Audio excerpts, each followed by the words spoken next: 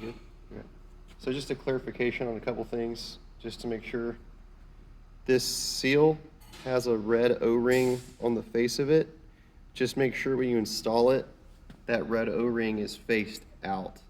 Otherwise it won't work, and if you pull it back out of there, you'll damage it. So just make sure you have that red O-ring facing this direction right here.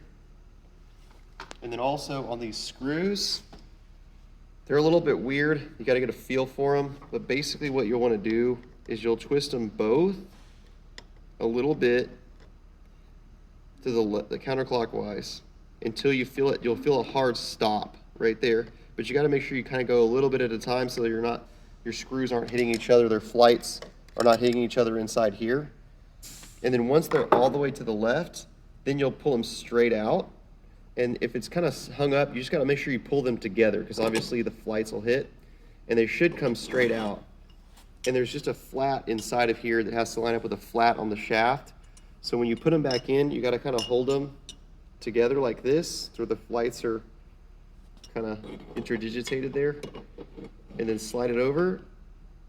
And then you'll kind of have to feel, you'll have to kind of twist them back and forth until you feel that flat spot kind of engage. So the shaft will see like that. You'll feel it kind of slide in like that. And then once you get them in, you'll kind of just hold them in, and then you'll twist it to clockwise just a little bit at a time until they stop turning, and you'll feel like a hard metal to metal stop. And then that's pretty much it.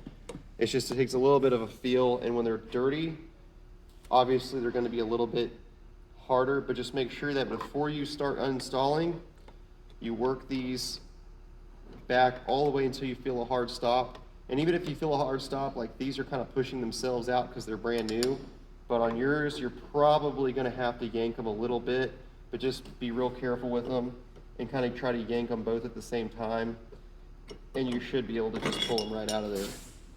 So.